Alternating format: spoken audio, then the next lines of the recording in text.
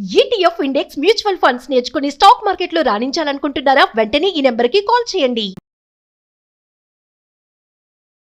నమస్తే రమగారు. నమస్తే జయ. రమగారు, మనము విక్రమార్కుడిది కొత్త సిరీస్ మాట్లాడుకుంటున్నాం. భోజుడికి ఒక సింహాసనం దొరికింది. ఆ సింహాసనం మీద ఉన్న ఒక్కొక్క ప్రతిమ మాట్లాడుతోందన్నారు. మొదటి ప్రతిమ ఏం చెప్పింది? ఈయన ఏం అడిగారు? విక్రమార్కుడు ఎవరు, ఎక్కడి నుంచి వచ్చాడు, ఏమిటి ఆయన సంగతి అని అడిగితే అప్పుడు వినోద రంజిత ప్రతిమ మొట్టమొదటి కథ చెప్పింది. తన పేరు వినోద రంజితం. వినోద రంజిత ప్రతిమ అని చెప్తారు. మొదటి సాలభంజిక చెప్పిన కథ అన్నమాట. పూర్వం నందిపురం అనే ఒక పట్టణంలో చంద్రవర్ణుడు అని ఒక బ్రాహ్మణ యువకుడు ఉండేవాడు. అతను ఎంతో శాస్త్రాలు చదువుకున్నాడు. యువకుడే, చిన్నప్పటి నుంచి చదువు మీద ఆసక్తి, ఎన్ని రకాలో చదివాడు. క్రమంగా ఏమైంది, అతనికి తృప్తి లేదు. ఇంకా ఏదో చదువుకోవాలి, ఇంకా తెలుసుకోవాలి, విజ్ఞానాన్ని పెంచుకోవాలని ఒక కోరిక. ఆయన ఊళ్ళో ఉన్నటువంటి గురువులంతా అయిపోయింది నాయన నీ చదువు, ప్రతి పరీక్షలోనూ ఈ అబ్బాయి మొత్తం 100 మార్కులు వచ్చాయి. ఇలాగ అయ్యేసరికి ఈ చంద్రవర్ణుడు ఇంకొక గురువు కోసం అన్వేషిస్తూ ప్రయాణం ప్రారంభించాడు. మధ్య మధ్యలో రకరకాల ఊళ్ళు నగరాలు దాటుకుంటూ ఉండేవాడు. ప్రతి చోట తన విద్యను పరీక్షించుకునేవాడు. తనకి ఇంకా చెప్పగలిగే వాళ్ళు అతనికి దొరకల. ఈ ప్రయాణ మధ్యలో అతను వింధ్యాటవిలోకి ప్రవేశించాడు, వింధ్యారణ్యంలో. ఈ వింధ్యారణ్యంలోకి పెద్ద చెరువు ఉందట లోపల. ఈ చెరువులో మంచినీళ్ళు తాగి ఆ కింద ఒక చెరువు పక్కన ఒక చెట్టు ఉంటే ఆ చెట్టు కింద అలా పడుకుని ఉన్నాడు. ఒక రకమైన దిగులు పుట్టిందనమాట. ఏమిటి, ఎంత ప్రయత్నం చేసినా నాకు వచ్చిందిగా ఉంది, పెరగటం లేదు నా విద్య. ఇలా దిగులు పడుతున్నాడు. ఈ ప్రయాణాల్లో కొంచెం అలసిపోయాడు.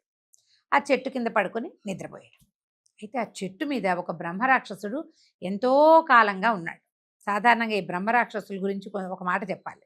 వీళ్ళు సాధారణంగా బ్రాహ్మణులకే బ్రహ్మరాక్షస్సు వస్తుంది ఆ గుణం.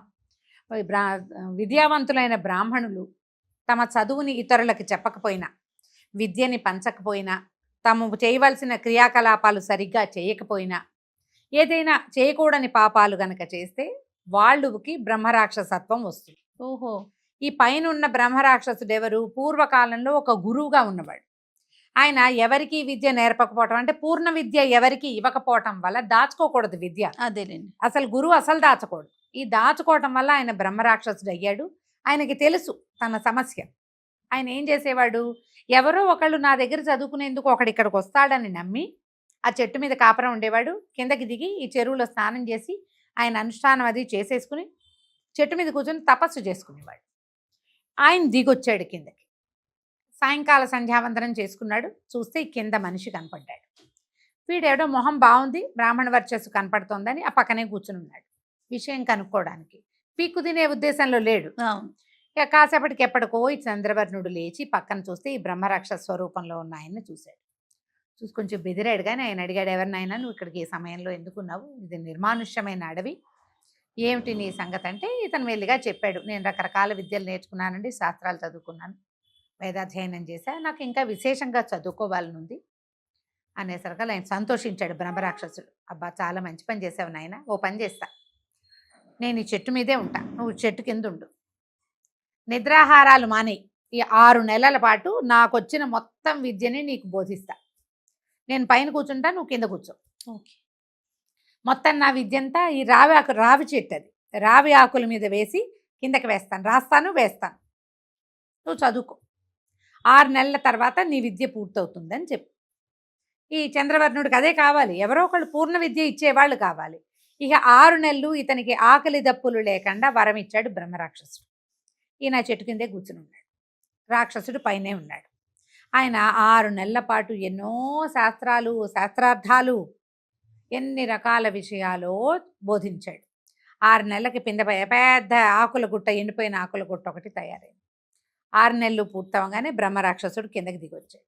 నాయన, నాకు వచ్చిన విద్య అంతా నీకు చెప్పా, నువ్వు పూర్ణ విద్యావంతుడివి, ఇక ఊర్లోకి వెళ్ళిపోవు, నువ్వు ఇక్కడి నుంచి ఈ ఆకులన్నీ పట్టుకెళ్ళు, నీకు తర్వాత కాలంలో చదువుకోవడానికి ఉపయోగపడతాయి, నువ్వు వెళ్ళి వివాహం చేసుకుని సంసారం చేసుకో, జీవితంలో స్థిరపడు, నువ్వు విద్యావంతుడు అయిపోయావు అని వెంటనే ఆయన ఒక అగ్నిజ్వాలలాగా మారిపోయాడు. ఆయనలోంచి ఒక దివ్య పురుషుడు బయటకు వచ్చాడు. శాప విమోచనం అయిపోయింది బ్రహ్మరాక్షసుడికి. సంతోషంగా ఆయన దారిని ఆయన వెళ్ళిపోయాడు బ్రహ్మరాక్షసుడు.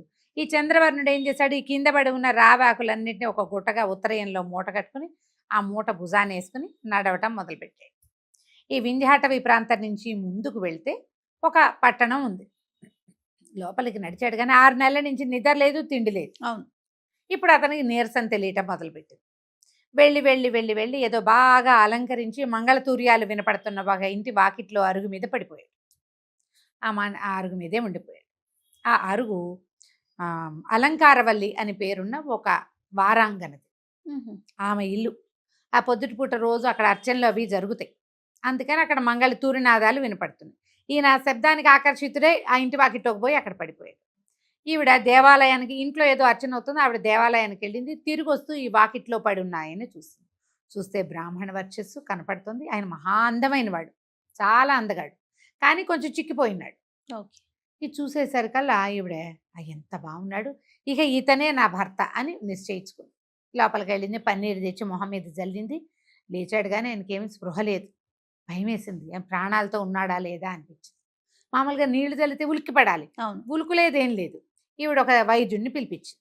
ఆ వైద్యుడు వచ్చి చూసి పరీక్షించి, అమ్మాయి ఇతనికి ఆహారం లేదు, 6 నెలలైనా అయ్యింది ఇతను అన్నం తిని, నిద్ర కూడా లేదు, ఇప్పుడు అపస్మారకంలో ఉన్నాడు అంటే ఈ వలవల ఏడ్చింది. అయ్యో ఈయన్నే భర్తగా అనుకున్నానండి, ఏమైనా అయిపోతాడా అంటే ఏమి అయిపోడు, ఒక మార్గం ఉందని ప్రతిరోజు ఒక పడి అన్నము, ఒక పడి నెయ్యి, అంటే ఒక గ్లాసెడు అన్నం ఉండి దాంట్లో గ్లాసెడ్ నెయ్యి పోసి దాన్ని బాగా రసంలా చేసి మొత్తం ఒళ్ళంతా పట్టించాలి ఈ అబ్బాయికి. అప్పుడు ఈ రోమకూపాల్లోంచి ఈ అన్నరసం లోపలికి వెళ్ళి మూర్ఛ నుంచి మెలకు వస్తుంది. కోమాలో ఉన్నాడు ఈయన. ఓహో. కోమాకి ఆ వైద్యం చెప్పాడు. ఈవిడేం చేసింది, ఆయన లోపలికి చేర్చి రోజు ఒక గ్లాసుడు అన్నం ఉంటే, ఒక పడి అంటే ఒక డబ్బా అన్నమాట, మనం మరి చిన్న గ్లాసు కాదు, ఒక పెద్ద గ్లాసునే పడి అంటారు. ఈ చిత్తూరు ఆ ప్రాంతాల్లో ఆ పడి లెక్కలు ఉంటాయి. అన్నం వండటం, దాంట్లో ఆ పడి నెయ్యి పోసి బాగా రంగరించి ఆ రసాన్ని మొత్తం ఒళ్ళంతా పట్టింపించి వారం రోజులు సేవించి, వారము అయ్యాక ఇతనికి లోపలికి అన్నసారం అంతా వంట పట్టి, ఆ నెయ్యి వల్ల మామూలుగా మనకి ఎత్తున నెయ్యి ఆయుర్ఘృతం అవును అంటారు, ఆయుష్ని, ఘృతమే ఆయుష్ని ఇస్తుంది. లేచాడు ఈయన. మేలుకు వచ్చి చూసుకుంటే తెలిసింది ఇది వారాంగన గృహం అని, కనపడుతున్న సౌందర్యవతి వారాంగన అని తెలిసింది. లేచాడు. లేవగానే ఈవిడ సంతోషించింది. మీరు అన్నం తినండి, ఆ అనుష్ఠానం చేసుకోండి, అది చేయండి, ఇది చేయండి, తర్వాత మనం పెళ్లి చేసుకుందామండి. అనగానే ఆయన నిర్ఘాంతపోయాడు. పెళ్లి చేసుకోవటం ఏమిటి, నువ్వెవరు, నేనెవరు, సద్బ్రాహ్మణుణ్ణి, వారాంగనని పెళ్లి చేసుకోవటం ఏమిటి నేను అని ఒప్పుకోలేదు. ఒప్పుకోపోయేసరిగా ఆవిడ కొంచెం కాస్త గట్టి గట్టిగా మాట్లాడింది. చుట్టుపక్కల అంతా చేరారు. వారం రోజుల నుంచి నిన్ను కాపాడింది, లేకపోతే నువ్వు చచ్చిపోయేవాడివి, పోయేవాడు కదా, వదిలేస్తే ఏముంది, కోమాలో ఉన్నవాడు అదే పోక. దాంతో ఈయన ఏదో గట్టిగా మాట్లాడాడు. ఆవిడ ఏడ్చింది, గోల పెట్టింది. చుట్టుపక్కల జనం అంతా చేరారు. దారేపోతున్న రక్షక భటులు 4 చేరారు. ఏమిటేమిటని కనుక్కున్నారు. అక్కడి నుంచి ఈయన మోసుకుపోయారు. ఇది తగాదా కదా. మరి వారం రోజులు ఈయన్ని పోషించింది ఎందుకు? ఆవిడ ఇంక ఇంట్లోకి ఎవరిని రానివ్వను, ఈయనే నా భర్తని ప్రకటించింది. అక్కడికి వెళ్ళేసరికల్లా రాజుగారు అబ్బాయిని చూసి ఆశ్చర్యపోయారు. ఏమిటి ఇంత అందగాడుగా ఉన్నాడు, ఎంత బాగున్నాడు అబ్బాయి, ఎంతో బాగున్నాడని ఆయనకి చాలా నచ్చాడు ఈయన, ఈ చంద్రవర్ణుడు. నచ్చేసరికల్లా అలంకార వల్లంది, అయ్యా ఈయన మరణిస్తాడని చెప్పాడండి వైద్యుడు, వారం రోజులు విశేషంగా భార్య భర్తని సేవించినట్టు సేవించాను, వివాహం చేసుకోవాలంటే ఇతను ఒప్పుకోవటం లేదు అనేసరికల్లా ఆయన అన్నాడు. సభలో ఉన్న పెద్దవాళ్ళందరినీ పిలిచాడు, పురోహితులు వాళ్ళు వచ్చారు. ఇట్లా సద్బ్రాహ్మణుడు వారాంగరని వివాహం చేసుకోవచ్చా అంటే అప్పుడు ఏం చెప్పాడు సభలో ఉన్న పురోహితుడు, చేసుకోవచ్చు, ఒక విధానం ఉంది. ఏమిటి? 4 జాతుల వాళ్ళు చాతుర్వర్ణ్యాల కన్యల్ని ఒకేసారి వివాహం చేసుకునేటప్పుడు చతుర్థవర్ణంగా భోగాంకరం ఉండవచ్చు. అందులో రాజుగారికి అబ్బాయి నచ్చాడు కదా, తన కూతురించి పెళ్లి చేసేద్దామనింది. ఆయనకు ఒకే ఒక్క కూతురు, ఆ రాజ్యానికి వారసులు లేరు. ఆయనేమో తన కూతుర్ని ఇవ్వాలనుకున్నాడు. అక్కడి నుంచి రాజుగారికి మంత్రిగా ఒక వైశ్య ప్రముఖుడు ఉన్నాడు, ఆయన ఇవ్వడానికి ఒప్పుకున్నాడు. అక్కడి నుంచి సద్బ్రాహ్మణ కన్య కావాలి, పురోహితుడికి ఒక కూతురు. వీళ్ళు 3 కాకుండా 4వది అలంకారవల్లి. ఇప్పుడు రాజుగారు అమ్మాయి, మంత్రి గారు అమ్మాయి, పురోహితుడు గారు అమ్మాయి, 4వది అలంకారవల్లి. ఈ 4గురిని ఇచ్చి ఒకేసారి చంద్రవర్ణుడికి ఇచ్చి వివాహం చేశారు. ఈయన భోగాంగన్నే పెళ్లి చేసుకుంటే ఆమె వల్ల కలిగే సంతానం ఆయనకి నీళ్ళు తల్లటానికి పనికిరారు. అప్పటి విధానం అది, దాని మీద ప్రశ్నలు వేసుకోకూడదు మనం. ఆ రోజుల్లో పద్ధతి అది.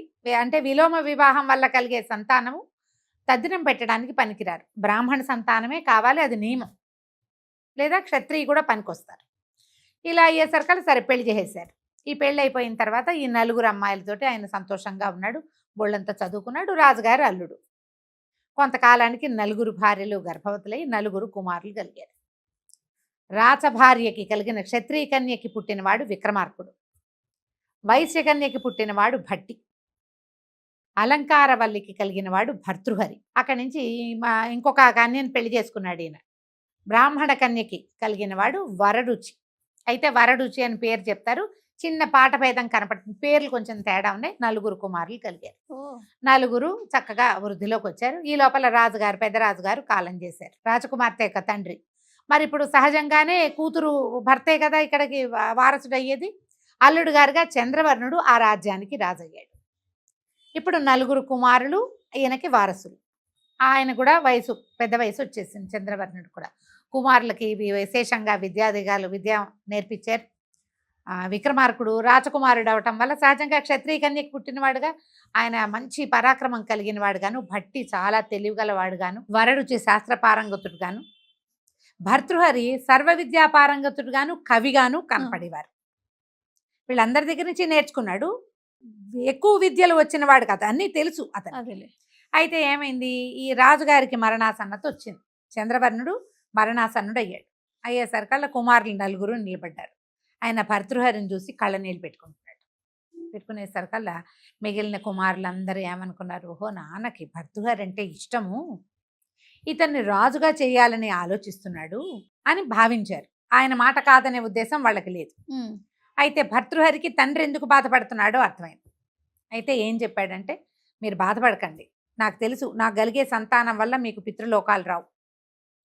ఎందుకంటే మా తల్లి భోగాంగన కాబట్టి, ఆమె వంశం సరైంది కాదు కాబట్టి నేను సంతానాన్ని పొందను. వివాహం చేసుకున్నా నా వల్ల మీకు వంశం నిలబడదు, మిగిలిన వాళ్ళతోటి మీరు ఆ పని చేయిద్దురు కానీ అనేసరికల్లా ఆయన ఏమన్నాడు, నాయన మీరు అంతమందిని నేను 4 ఒకేసారి వివాహం చేసుకున్నా అలంకార వల్లే నా మొదటి భార్య, ఆమె వల్లే అసలు నాకు వివాహం అయింది కాబట్టి అలంకార వల్లి పట్టమహిషి, ఆమె యొక్క కుమారుడే రాజు కాబట్టి భర్తృహరికి రాజ్యాన్ని ఇవ్వండి అంటే మిగిలిన 3 ఒప్పుకున్నారు.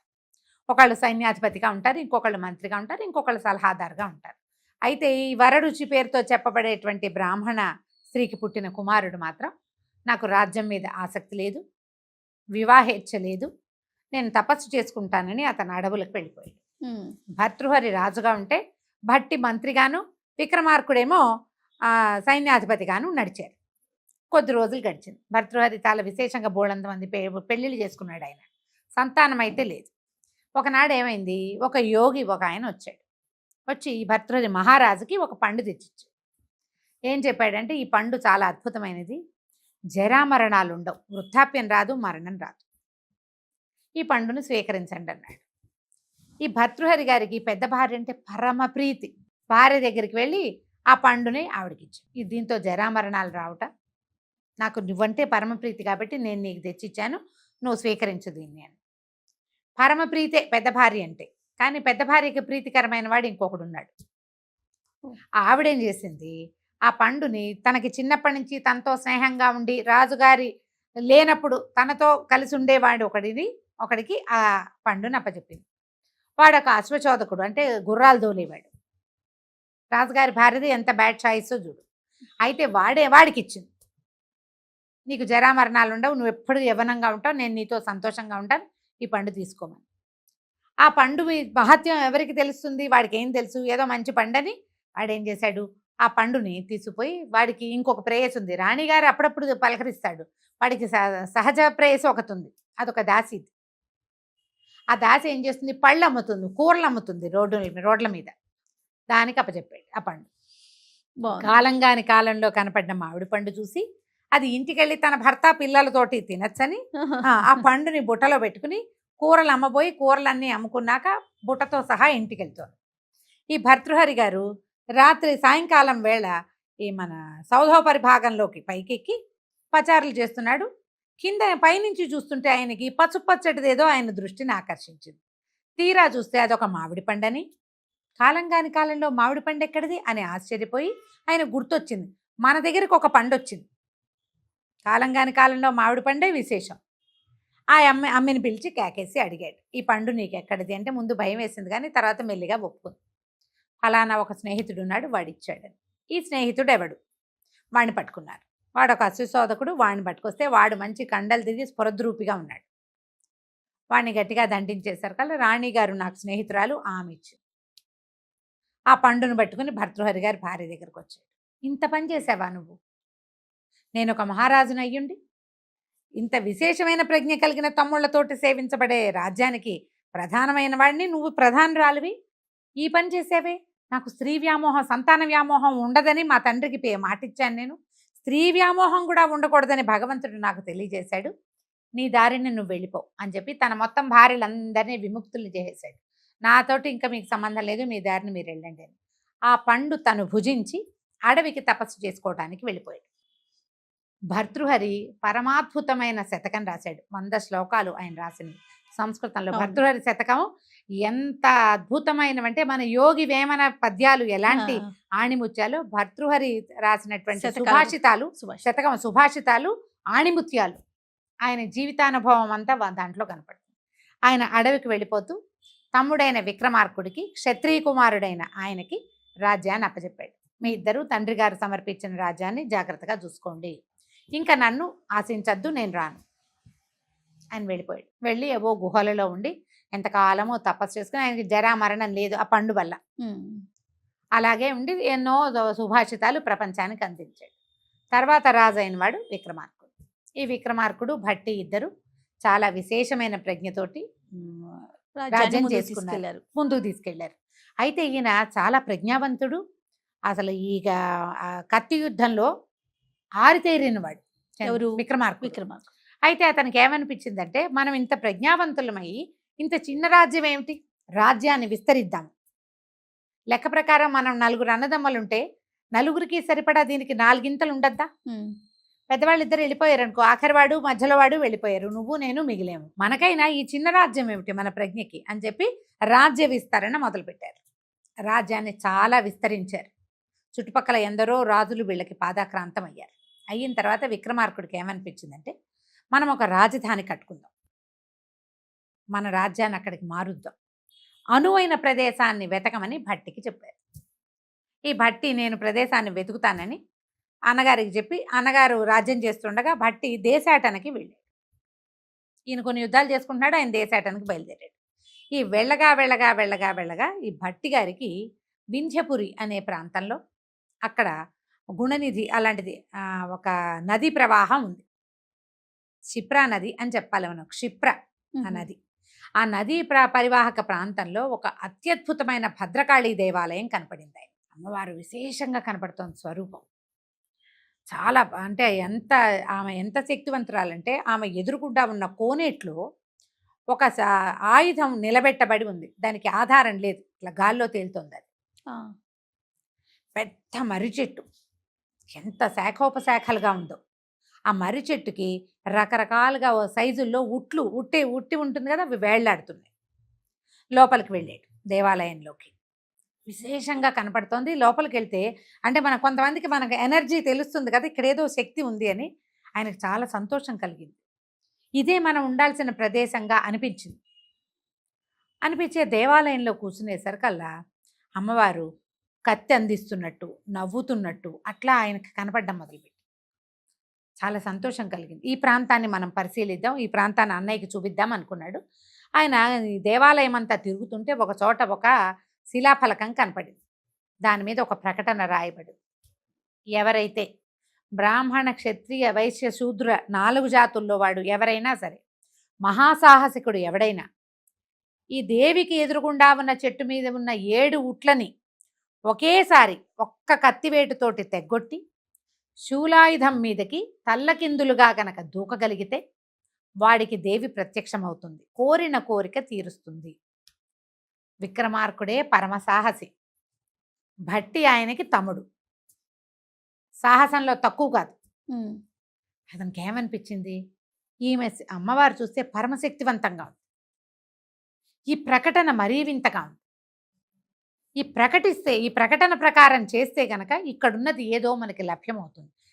ప్రకటన కింద రాయబడింది, అమ్మవారి ఎదురుకుండా నవనిధులు పాతిపెట్టబడి ఉన్నాయి. నవనిధులు అంటే సామాన్యం కాదు అని, ఒక నిధి దొరికితేనే గొప్ప, నవనిధులు అంటే సామాన్యమైంది కాదు. ఆ నవనిధులు దొరుకుతాయి ఈ సాహసికి.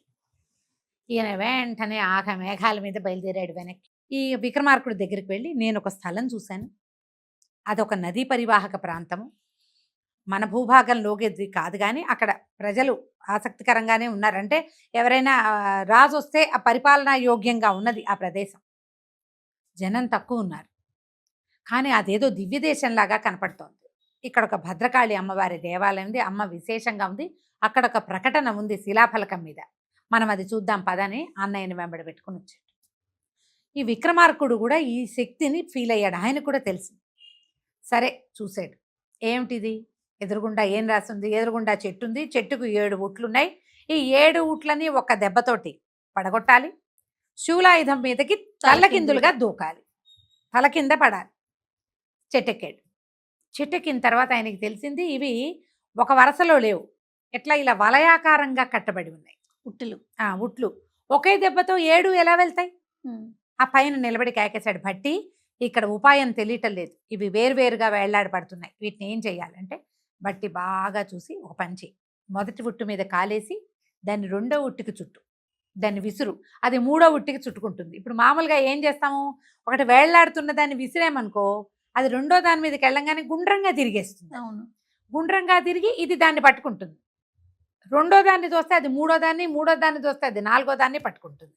ఈ వలయాలు పూర్తయ్యేసరికల్లా 7 ఒకదానికొకటి చుట్టుకుంటాయి. అప్పుడు ఒక తాటి మీదకి వచ్చినట్లు అవుతుంది, అప్పుడు కొట్టేసేయచ్చు. మళ్ళీ అడిగాడు పైనుంచి, శూలాయుధానికి ఏమీ ఆధారం కనపట్టం లేదంటే అమ్మవారికి ఎదురుగుండా ఉంది అది, అందుకని శూలాయుధం అట్లా నిలబడి ఉంది, దాని కిందేం లేదు, కొస ఉంది. ఇప్పుడు మనం దూకితే ఎక్కడికి దూకాలి, ఆ కొస మీదకి తలకాయ పడుతుంది, అంటే దిగిపోవటమే. సరే సరే, ఈ విక్రమార్కుడు వెనక్కి చూసే లక్షణమే లేదు, ఆయన జన్మలోనే లేదు. ఈ 7 ఉట్లని ఒకదానికొకటి చుట్టేలాగా తోసాడు, ఒకదాని మీదకి ఒకటి తోసేసరికల్లా 7 వెళ్ళి ఒకదాని వెనకాల ఒకటి 7 చుట్టుకున్నాయి. మళ్ళీ వెనక్కి తిరిగిపోతాయి, తిరిగేస్తాయి అవి. ఇప్పుడు మనం గుండ్రంగా తిప్పితే వేళ్లాడేసామనుకో మళ్ళీ రయ్యమని వెనక్కి తిరిగిపోతుంది, రయ్యమని వెనక్కి తిరిగి మళ్ళీ ముందుకు తిరుగుతుంది. మొదటిసారి చుట్టునన్ని చుట్లు చుట్టదు, తక్కువ చుట్టు, కానీ చుట్టడం మాత్రం జరుగుతుంది. ఇవి ముందుకి వెనక్కి కదిలి చుట్టుకునే క్రమంలో ఈయన ఏం చేశాడు, ఒకే ఒక్క వేటుతోటి 7ని కొట్టేశాడు. 7 ఉట్లు రాలి కింద పడ్డాయి. ఈయన జయ భద్రకాళి అని తల్లకిందులుగా శూలం మీదకి దూకేశాడు. దూకేస్తే శూలం మాయమైపోయింది. ఈయన ఎట్లా పడ్డాడు, చేతులతోటి పడ్డాడు కిందకి, చేతులు కింద కాళ్ళు పైకి, ఆ చేతులతో ఇంకా కాళ్ళు కిందకి పెట్టాల, అలాగే చేతులతోటి నడుచుకుంటూ వచ్చాడు అమ్మవారి దగ్గరికి. ఈ విగ్రహంలోంచి పెద్ద వెలుగు వచ్చింది, ఎంత వెలుగో, ఆ వెలుగులోంచి భద్రకాళి అమ్మవారు ప్రత్యక్షం అయ్యేసరికి ఇక ఎంత సంతోషించాడో విక్రమార్కుడు, పరమానందాన్ని పొందాడు. అమ్మవారు కూడా నీ సాహసానికి మెచ్చాను, పరమసాహసికుడివైన రాజువుగా నువ్వు ఎప్పటికీ గెలుపొందుతావు, కొన్ని వేల సంవత్సరాల పాటు నీ పేరుతోటి ఈ కథ నడుస్తూనే ఉంటుంది, నీకేం కావాలో చెప్పాను అంటే నీ నవనిధులు నాకు కావాలి, ఒకటి ఈ మందిరానికి నువ్వు ఎక్కడైతే ఉన్నావో దీనికి 4 పక్కల రాజ్య విస్తరణ చేసే అవకాశాన్ని ఇవ్వు, నాకు రాజ్యాన్ని చేసి పెట్టు అని అడిగాడు. అప్పుడు ఈ ఉజ్జయిని నగరం ప్రారంభమైంది. ఆ రకంగా గడకాళిక పేరుతోటి ఇప్పటికీ కూడా ఆ మందిరం ఉంది. ఓహో, గడకాళి దాని పేరు, ఆ మందిరం పేరే. 4 పక్కలకి ఉజ్జయిని మహానగరం వ్యాప్తి చెందింది. అయితే ఈ ఉజ్జయిని మహానగరంలో ఇప్పుడు ఒక ప్రాంతంలో ఈమె ఉంటే ఈ ప్రాంతం ఇంత ప్రత్యేకంగా ఉండడానికి కారణం ఏమిటి, అక్కడ ఆల్రెడీ శక్తిపీఠం ఉంది, తర్వాత ఈ మన శివక్షేత్రం ఉంది, ఆయన ఏమనాలి మనం, ద్వాదశ జ్యోతిర్లింగాల జ్యోతిర్లింగ స్థాపన జరిగి ఉంది. పరమేశ్వరుడు ఒక చోట ఉన్నాడు, ఆయనకి దగ్గరలోనే అమ్మవారు సిద్ధిదాత్రి స్వరూపంతో వెలిసి ఉన్నది. అక్కడ దాకా ఈ నగరం విస్తరించింది. గడకాళిక నుంచి కాళికా ఆలయం నుంచి 4 పక్కలకి విస్తారంలో ఈ మొత్తం ఈయన ఈ జ్యోతిర్లింగము, తర్వాత అమ్మవారు వెలిసి ఉన్నటువంటి ఆ శక్తి స్వరూపము, శక్తిపీఠము అన్నీ కవర్ అయ్యేలాగా పెద్ద మహానగరం వెలిసింది. ఆ నది క్షిప్రా నది, ఆ నగరమేమో ఉజ్జయినిగా వెలిసింది. ఈ ఉజ్జయిని మహానగరాన్ని తన రాజధానిగా చేసుకుని విక్రమార్కుడు ఇక్కడి నుంచే తను సాధించినటువంటి అన్ని రాజ్యాలని పరిపాలించాడు. ఇది విక్రమార్కుడు యొక్క పుట్టుక. ఆయనకి ఉజ్జయిని ఎలా లభించిందో వినోదరంజితం చెప్పిన కథల్లో మొదటి భాగం. ఇంకా 2వ భాగం ఉంది, అది మళ్ళీ చెప్పుకో. తప్పకుండా రమ్మగారు. ఇన్ని రోజులు విక్రమార్కుడి గురించి ఆయన సాహసాలే విన్నాం తప్ప ఆయన పుట్టుక అదే. తెలుసుకోవటం చాలా ఆనందం అనిపిస్తోంది. చాలా బాగుందండి. నమస్తే. నమస్తే జయ.